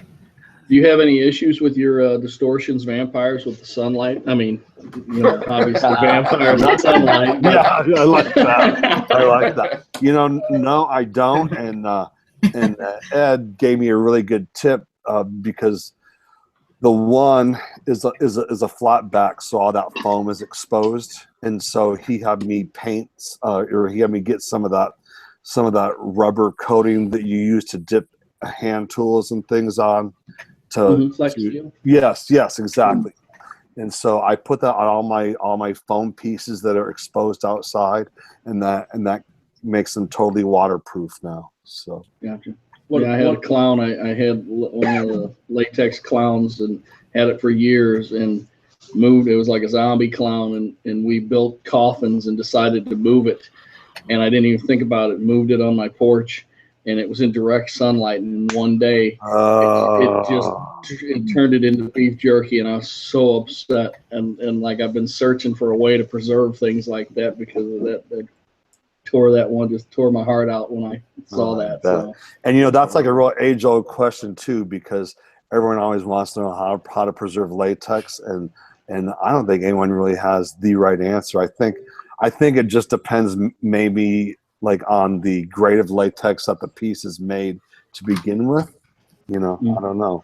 So I mean, because I've got latex pieces from like 1993 that like show no wear or crack or stress or anything. So, but then I've got a few pieces, they're just a few years old, and you know, and they're like definitely showing signs of wear. So. All right, Crystal, we're up with your pictures now.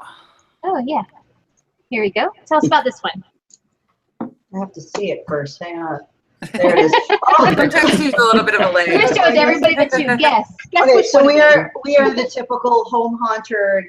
Just getting into this, obviously. So the flying crate ghost, which you can see here, pretty popular thing to attempt. If you are going to attempt to make one, just Google flying crate ghost. Know that you need about 27 million hours to work the timing out properly, so it is flowing up and down. Oh my God! Like I have almost 3 university degrees, and do you think I can figure this stupid thing out? So, oh my gosh, it was. I almost gave up on it, but my husband helped me out with it. So what it does for people who don't know is it's attached. We use a rotisserie motor. You can use other kind of motors as well, and it's attached on the top to an arch frame that has the head and the hands all slowly kind of float up and down. Styrofoam head, we put some LED eyes into it with a battery, and we took some cheesecloth and dyed it in some kind of woolite that would glow under the black light. So this is one of my more favorite pieces, but it doesn't get a lot of attention because it's in the house and not everybody sees past the yard. So yeah. Oh, so that woolite stuff really works, huh? I was always wondering. I didn't try it before, honestly, so I'm assuming that this isn't some kind of woolite people. So I'm assuming it works. Okay, here's another one. Yeah, this is probably one of our first designs. Honestly, you're not gonna like hearing this. I think I were, to be honest. It was a cardboard cutout of a witch. It's all made of plywood and just spray painted black, and it had the 3 black cats. The idea is to have a light behind it to shine, to make it look like, you know, a silhouette in the sunset or whatever. But we just kind of put it in as filler now. So.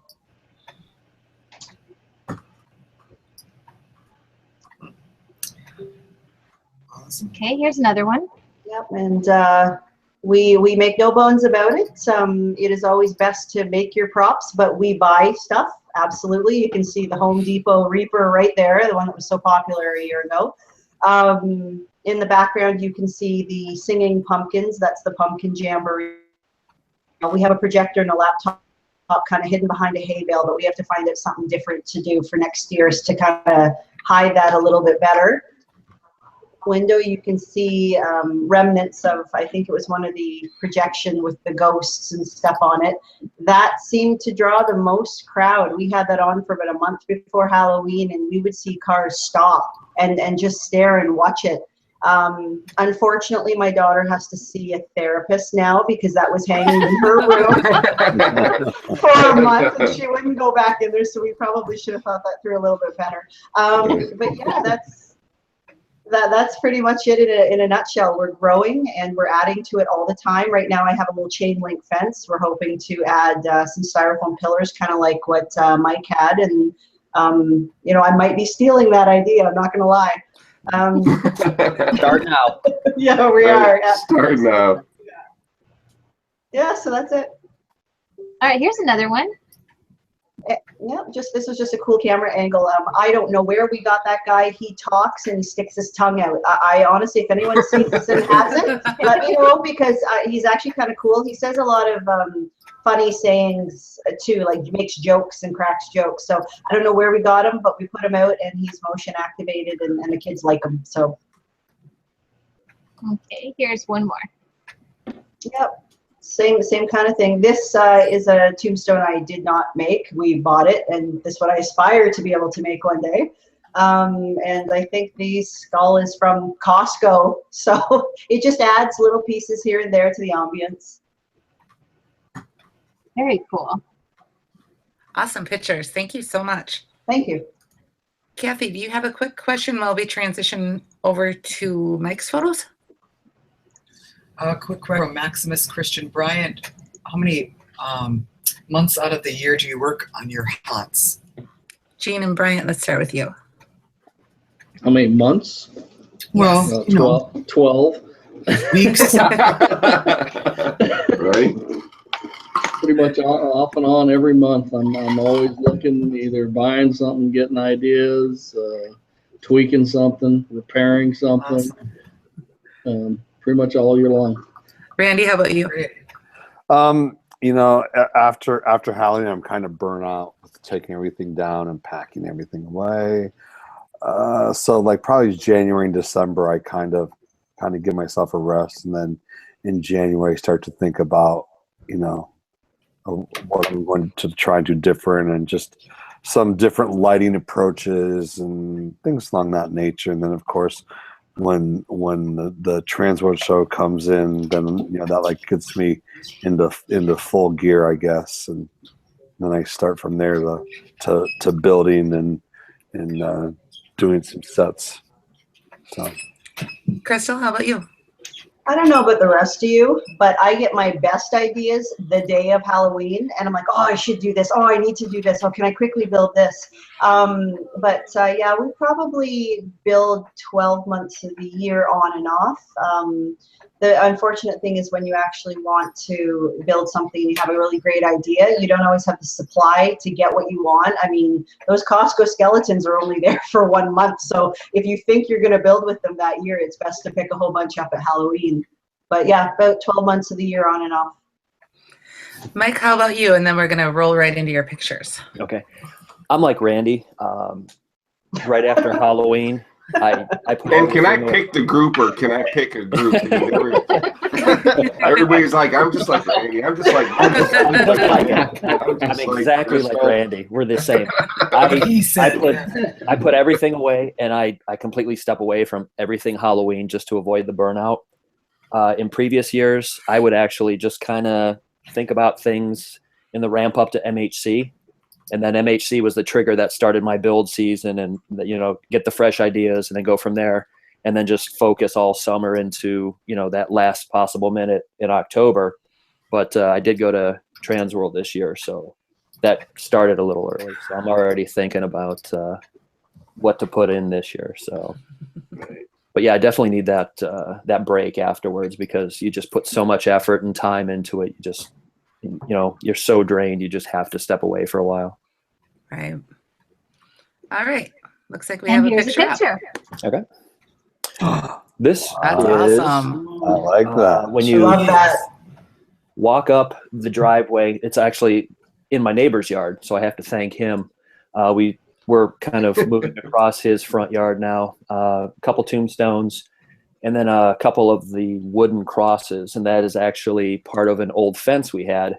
I decided to keep the old slats, and then just broke them apart and made quick crosses, not real detailed. And I have a potter's field full of those old crosses on either end of the display. The standing figure in the back was actually an old mortician that I had from years ago, and I decided to bring him back out because I ended up buying a new head this year from Closed Casket Studios, guys that are 5 minutes down the road, which is pretty cool. So I have to give them all a shout out. And then the box here that you see, the coffin, 2 years ago, a friend of mine worked at a motorcycle shop, and the morning of Halloween when I was setting up, I get a phone call, and he said, I have a box that this motorcycle just came in. It kind of looks like a coffin. Do you want it? Yeah. You had me at coffin. Yeah. So I literally, hauled it across city, picked this thing up, strapped it to the top of my car, came back, and, just threw the skeleton in there, covered it with some old sheets that I had dyed, and then threw Spanish moss just to give it that old, kind of rotted look. And inside is actually just a strobe light. In the photo, I just happened to catch it with the light on, illuminating up. And then in the top left, we actually have some of the tiki torches with the citronella inside. So we put those on the the outer portions, so no one can walk by them and set themselves on fire, but it adds a cool little effect. I love this picture. Yeah, when you come to the top of the driveway, you actually take a left and you go up the walkway, and this is where you come in. We don't have the front door. We've got the front porch. And then I've kind of got the voodoo guy on the left with his little lamp illuminating the stairs. And then new for this past year was my main project, and it was the walk-in crypt. At the end of 2015, my wife and I were talking, and she said, this is really cool, but the front porch is kind of lame, I think were her words. So I said, okay. That's a challenge, right? Exactly. Challenge accepted. Right. So I They spend money.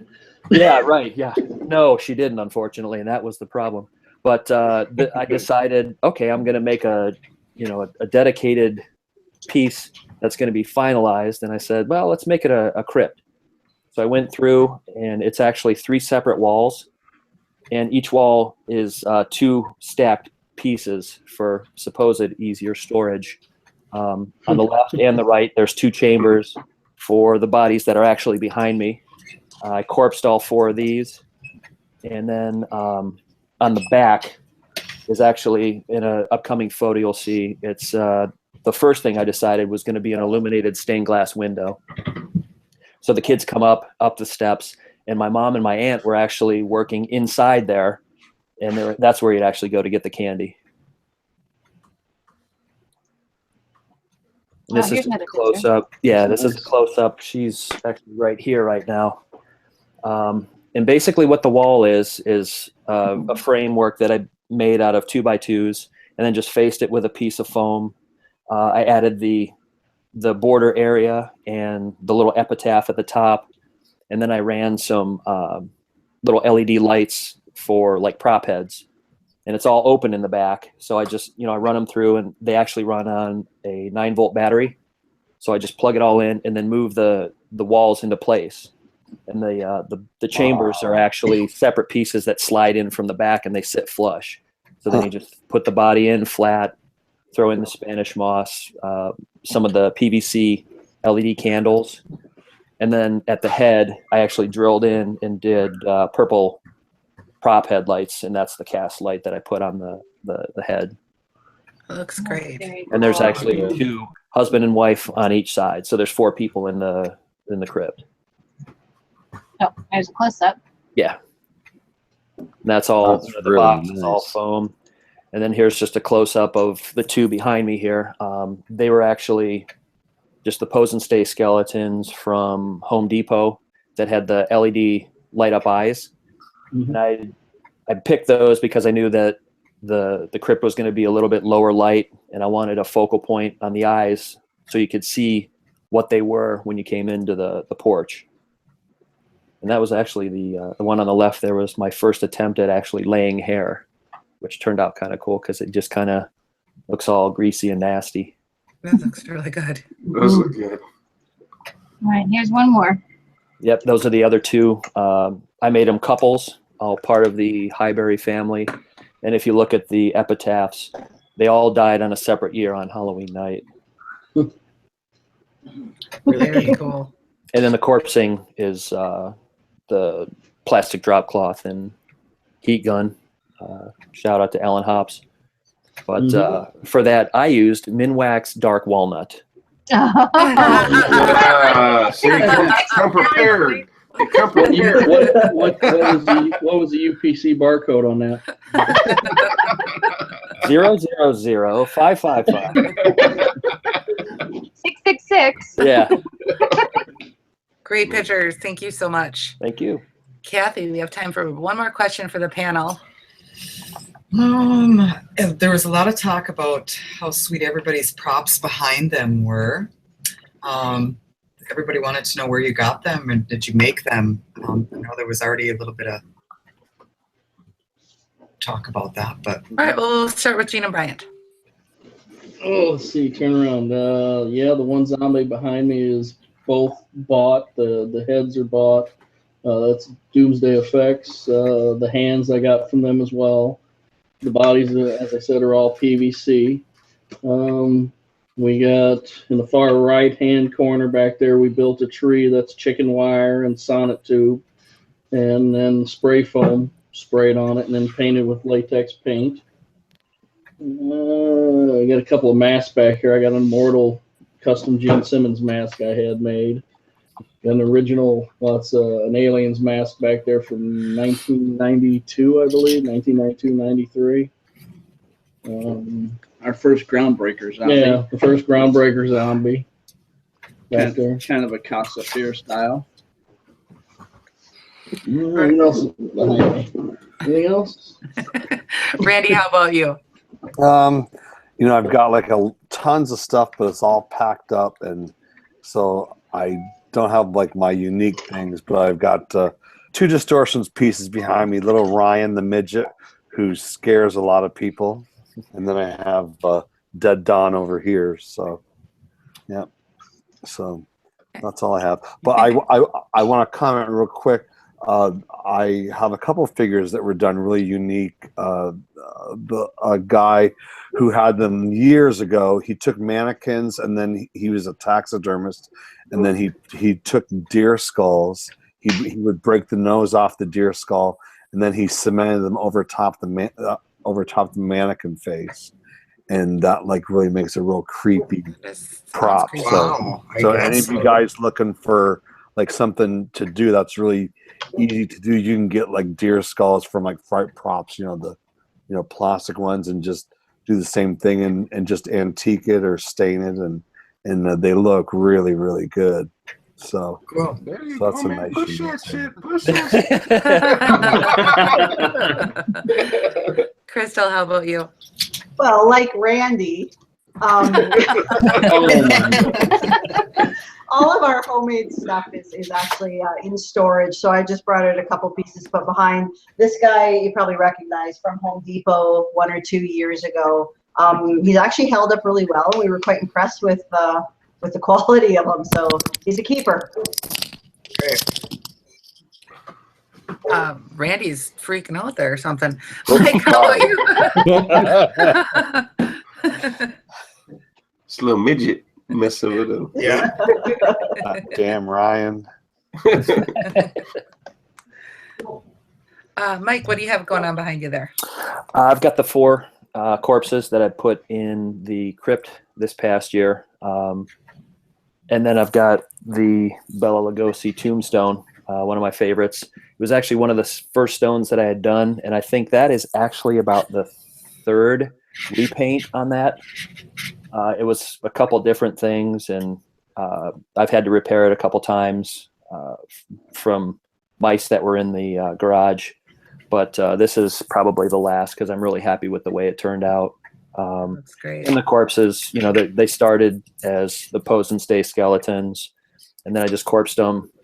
Took a trip to the local thrift store, got some suits and dresses, and I think this one over here, my mom actually got at a thrift store. It was an old wedding dress, so I had to tea stain that and shred it up.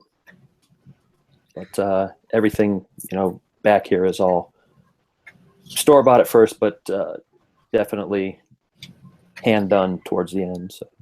What are you using to lay out your tombstones, the lettering and everything? Are you doing that by hand with like a Dremel or? Yeah, this one that I painted, I would actually just lay out the epitaph at 100% in Adobe Illustrator, and then print it out and tile it. And then, you know, I used to actually cut out all the lettering and everything, set it on, and then paint over it. But I believe it's Aunt Patron had a really great how-to where you actually, with the new, like the blue or the pink foam, you print out the epitaph and you take a repositionable glue stick, put it on the back, slap it on there, and you could actually just Dremel right over the paper, and it cuts out a lot of time, and it's a lot quicker, and it still comes out great. Gotcha. I don't know. All right, we're going to move on to the prizes then. Thank you guys so much. Hold your bat up. Okay. Okay. Are we ready? Are we excited? Okay. We're excited.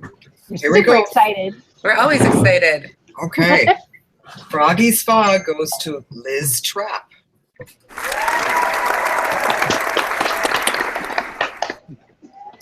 The FFX mask goes to Chris Wilhusen.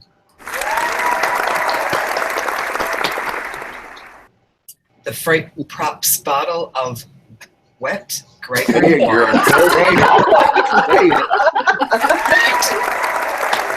Wait, who's going to see? Who'd it go with? We got excited. Guess the name. You heard me again. A bottle of wet.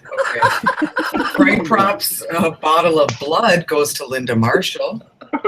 Hey, where'd the wet Wait, go? who got the wet one? I don't know. I'm just reading. Well, where does it go? Who won it? Who won it? I didn't say that. No. Gregory Wallace. I'm We sorry. might have been laughing too hard. Well,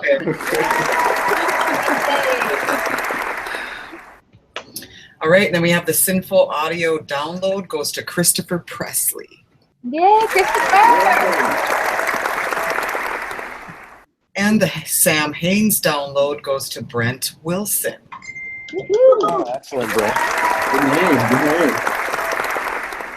And just please contact Judy Rydell by Friday to claim your prizes. All right. Send them all to me. We'll take them. Especially the wet. Yeah, What's up with that? What's up with the wet? Huh? that's Diablo's, not mine. We have to talk about that. Oh, good Hey, grief. but we want to thank everybody for coming on and spending, taking your time to definitely go back and answer all the questions in the feed if you have time. They'd appreciate it. And I just want to thank you guys for coming out and hope you had a good time and enjoyed yourself. Absolutely. Thanks for Thank having me. you. Thank you. Hey, thank you. It was a pleasure. See you guys. Hope we didn't bore you too much. Nope. No.